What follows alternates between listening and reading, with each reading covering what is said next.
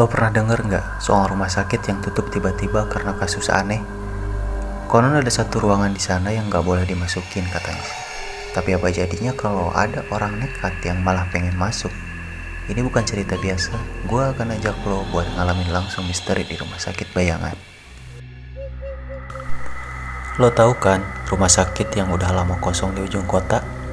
Yap, rumah sakit bayangan namanya. Dulunya itu rumah sakit gede yang ramai banget. Banyak pasien yang datang buat berobat. Tapi sekitar 5 tahun lalu rumah sakit itu tiba-tiba tutup bro, tanpa ada alasan yang jelas gitu. Banyak banget gosip yang beredar, tapi yang paling serem sih katanya ada satu ruangan yang angker banget. Ruang itu namanya ruang 22B. Nah malam itu gue sama temen gue Bimo memutuskan buat nekat masuk ke sana. Gue pikir ya udahlah, kita bikin konten horor aja buat channel YouTube. Pasti bakal ramai banget. Nah jadinya gue dan Bimo itu bawa kamera, senter dan nekat masuk ke rumah sakit yang udah terkenal serem itu. Kita beneran masuk nih bro, kata Bimo ke gue sambil gemeteran dia. Gue bisa lihat dia gak yakin, tapi ya masa udah sampai sini kita balik lagi ya kan? Gak lucu dong. Bodo amat lah, kita udah janji sama viewers, ayo masuk, kata gue dengan penuh percaya diri. Meskipun dalam hati sebenarnya gue juga rada ciut. Nah pas malam itu gue dateng kan, pintu rumah sakit udah kebuka dikit. Kayaknya ada yang pernah coba masuk sebelumnya. Gue dorong pelan-pelan pintu besi tua itu dan langsung terdengar suara krek yang bikin bulu kuduk merinding. Di dalamnya itu gelap banget, cuma ada cahaya bulan yang masuk lewat celah jendela yang rusak. Udah gitu aroma bau apek bercampur sama obat-obatan bekas masih terasa banget. Kita mulai dari mana nih, kata si Bimo. Langsung aja ke lantai 2, kata gua. Gua mulai lihat ruang 22B itu beneran serem apa enggak. Jawab gue sambil nyorotin senter ke arah tangga. Tangga itu kelihatan berdebu banget, kayak udah bertahun-tahun gak ada yang jalan di sana gitu. Naik tangga pelan-pelan, kita mulai dengar suara yang aneh. Suara kayak orang gesek-gesekin sesuatu di lantai gitu. Gue berhenti sejenak, nengok ke belakang, tapi gak ada apa-apa. Apa mungkin gue cuma halusinasi, pikir gue. Nah, terus gitu kita lanjut jalan sampai tiba di lantai 2. Di sana suasananya tuh beda banget. Lebih dingin dan ada aroma yang gak enak, kayak bau basah dan jamur yang udah lama nempel di tembok gitu. Gue lihat tanda ruangan di dinding, ada 20A, 21A, dan 22B. Nah itu dia ruangan yang kita cari. Pintu 22B itu kelihatan beda dari yang lain. Catnya itu gak pudar kayak pintu lain, malah ketika kelihatan lebih baru. Buka aja yuk, kata si Bimo. Nah sambil ngarahin kamera ke gue pegang gagang pintunya dan tanpa banyak pikir gue dorong pintu itu. Ruang-ruang 22B ternyata gelap banget, gak ada jendela sama sekali. Gue nyalain senter dan di sana cuma ada satu tempat tidur pasien, meja kecil, dan kursi roda tua yang hadap ke jendela palsu. Tiba-tiba gue ngerasa ada yang aneh. Suasananya berubah drastis, kayak ada yang ngeliatin dari pojok ruangan. Bim, lo lihat itu nggak? Tanya gue sambil nunjuk kursi roda di pojok ruangan. Tadinya kosong, tapi sekarang ada bayangan hitam yang duduk di sana, nggak bergerak sama sekali bayangannya. Anjir, apa itu? Bimo ngezoom kameranya itu ke arah kursi roda, tapi pas kamera fokus, bayangan itu hilang. Gila sih, ini beneran serem banget. Bimo mulai panik, tapi gue coba buat tetap tenang. Gue majuin langkah gue ke kursi roda, ngecek apakah beneran ada sesuatu di sana. Nah pas gue deketin, tiba-tiba kursi roda itu bergerak sendiri anjir. Gue kaget, langsung mundur beberapa langkah.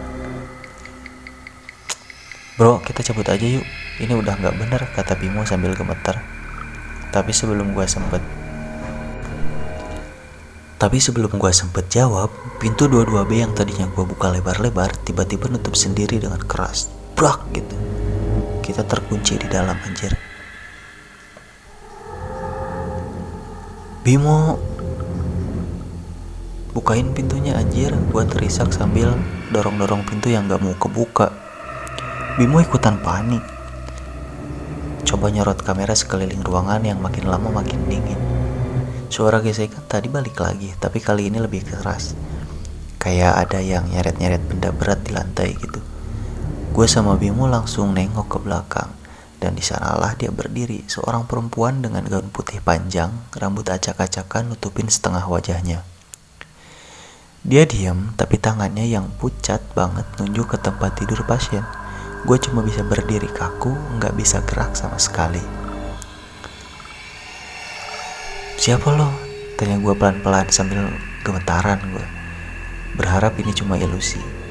Tapi dia nggak jawab. Dia cuma maju selangkah demi selangkah, matanya yang kosong ngeliatin gue dan Bimo dengan tatapan yang nggak manusiawi gitu.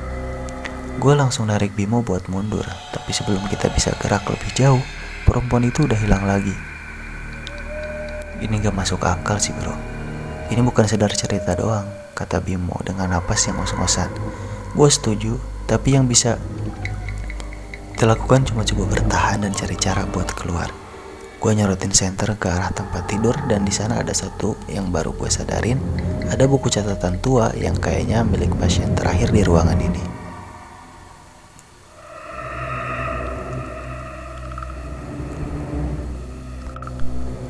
Nah terus kan gue ambil buku itu tuh, tangan gue gemeter anjir.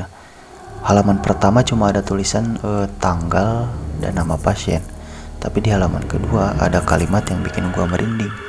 "Jangan masuk ke ruangan ini setelah gelap." Gitu anjir kalimatnya. Gue buka halaman selanjutnya dan setiap kalimatnya itu makin gak jelas. Tulisan kayaknya nulis pakai darah bercampur dengan coret-coretan aneh. Tapi yang bikin gue kaget, di halaman terakhir ada tulisan besar. Tulisannya kayak gini: "Mereka akan datang malam ini." Saat itu juga lampu di ruangan mendadak menyala sendiri. Gue sama Bimo langsung terdiam dan suara langkah kaki mulai terdengar lagi. Kali ini lebih banyak.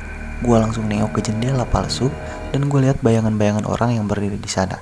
Semua menghadap ke arah kita. "Kita harus keluar dari sini," teriak gue.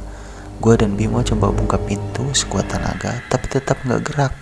Suara langkah kaki itu makin dekat. Gue bisa dengar bisikan-bisikan samar yang ngomong sesuatu dan gue gak ngerti. Di saat putus asa itu, gue ingat sesuatu. Di buku catatan itu ada gambar kunci kecil di salah satu halaman.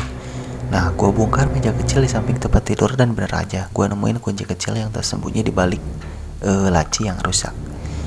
Pakai kunci itu, gue buka pintu 22B dan celing, pintu itu akhirnya kebuka.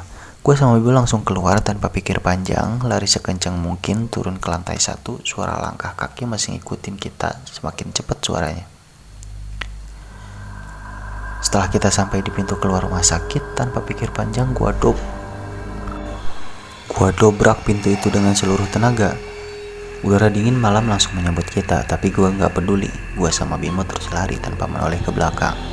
Baru setelah sampai pinggir jalan, kita berhenti. Napas kita ngos-ngosan. Rumah sakit itu kelihatan gelap dan tenang, seolah gak ada yang terjadi.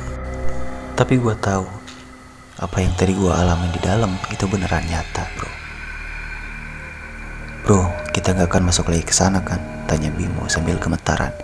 Gue ngangguk pelan, dan gue udah gak ada niatan buat balik lagi. Sejak malam itu, gue gak pernah lagi main-main sama hal-hal yang berbau mistis. Video yang kita rekam berhasil gue upload dan viewsnya meledak. Banyak yang bilang itu cuma settingan, tapi gue tahu pasti itu semua beneran anjir.